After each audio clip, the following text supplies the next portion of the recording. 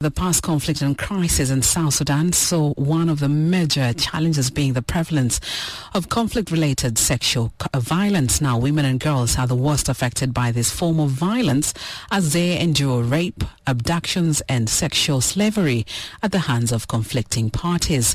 While survivors of such sexual violence ensure lasting scars of physical and emotional harm, severe mental health challenges, and they are stigmatized by the society.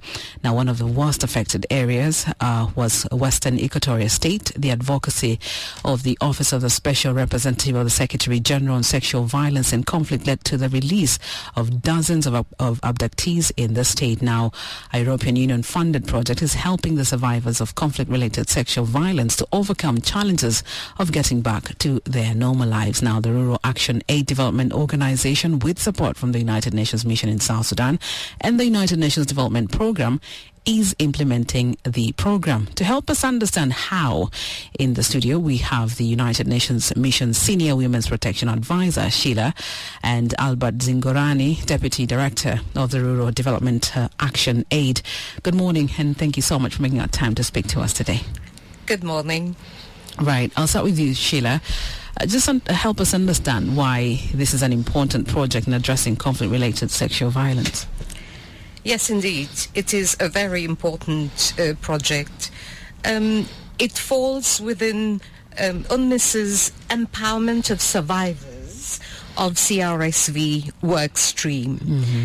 And what is the aim of this work stream? It is really to rehabilitate and reintegrate survivors of CRSV, conflict-related sexual violence, within the society so that they have a full life.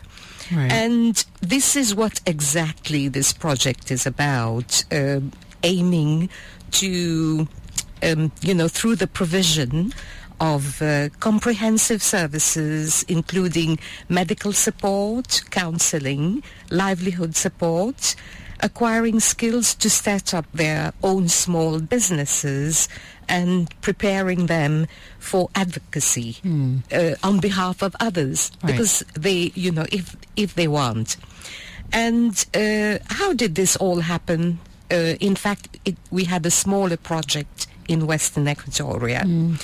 And through that project, about 40 women survivors were targeted, beneficiaries were targeted, and it worked so well that we decided, through the advocacy of those who benefited themselves, they asked to get, others within the fold in order to get support.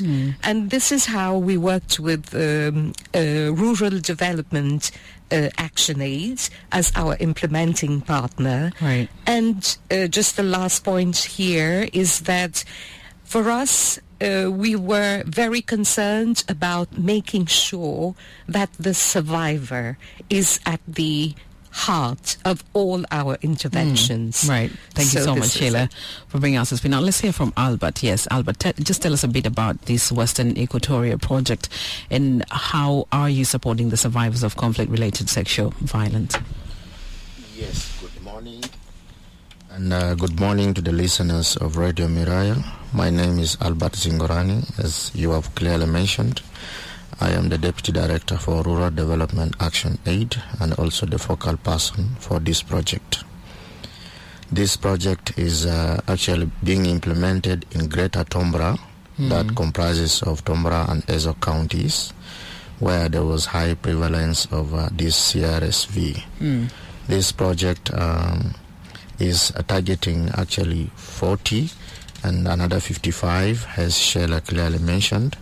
We have taken the survivors through psychosocial support, group and individual counseling, medical referrals, livelihood skills training. In livelihood skills training, they were taken through restaurant business, local sandal making. Others were also doing retail business. So, and also there was legal awareness to let them know about their rights and how they can advocate for issues in the community. Right. And also there was a community awareness to let the general public accept them and also accept their children, not calling them names, and we have seen great results. Right. Thank you. Thank you so much, Albert. And from all the services that Albert just mentioned, Sheila, I would like to zero down to psychosocial support. Why is it important for people who have undergone these kinds of experience to get this kind of service? There are different levels to this. First and foremost, it's the physical aspect and the impact on them, their mental issues, which can rise out of such terrible experiences of CRSV. Psychosocial support is, in fact, the support given for them to be able to understand what happened to them, how they can overcome it, what are strategies for them to implement themselves to start with, and with the support of others, because the support is, as Albert mentioned, individual, but also group therapy. So that is really to build the resilience and to look at themselves in such a way that they're able to face the stigma which attaches to them, and while working with others, this within the community, this support extends to other community members to show that some of the actions they take may cause or is the root of terrible stigma, and how to manage all this, to overcome and to face those, so that the survivors and their children born of CRSV are able to reintegrate society as valuable members that they are of their communities. Right. Yes, Albert, you spoke about economically empowering these women. So just help us shed more light on why it is important to empower for survivors to get entrepreneur support. It's really very, very important, because at first when they came from the bush, most of them were neglected by their relatives and even the community. After the psychosocial support and the counseling, they have been taken throughout these livelihood skills trainings, where they are able to create livelihood, to get some money and support themselves, and also bring services closer to the communities. And this increases the integration between them and the local community. In other words, they are now an asset to the community, because community members no longer go longer distances to get services as it's closer to them, offered by the survivors. Right. And Albert, the community is important when it comes to overcoming these traumatic experiences that one has undergone. However, at times members of the community can isolate someone or perpetuate stigma in various ways. How is this being dealt with? Really, this has been dealt with through the community engagements, the community awareness sessions that were done in churches. We have also talked about this in market, open spaces, or anywhere where people gather together. The community leaders, after going through the engagement, they also speak on behalf of RDAA about this, and we have seen that the community has started accepting these people. So they no longer isolate them. They are now welcoming them, including the children themselves. We are able to see that those kids who are not able to stay with the grandparents are sometimes now staying with the grandparents, and they are very much welcoming. So that's the result. All right, thank you so much. Now, Sheila, today we gather that there will be a conference on the lessons learned from this program. Just tell us about the importance of having this conference. Yes, indeed. So we're at the tail end of the project, and it is almost a must to learn from what has happened. This is, in fact, what we did when we did the first project with the 40 ladies. Through their advocacy and through what they told us, what they said was important for them, we had the second project, which is funded by the EU, and today we want to hear more, because now we have 195 who've been targeted, who've benefited, and we would want to see what is it that we should have done better. Right. How can we do better in the future?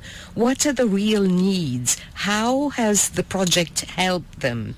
And what are the results today? What kind of further support is needed?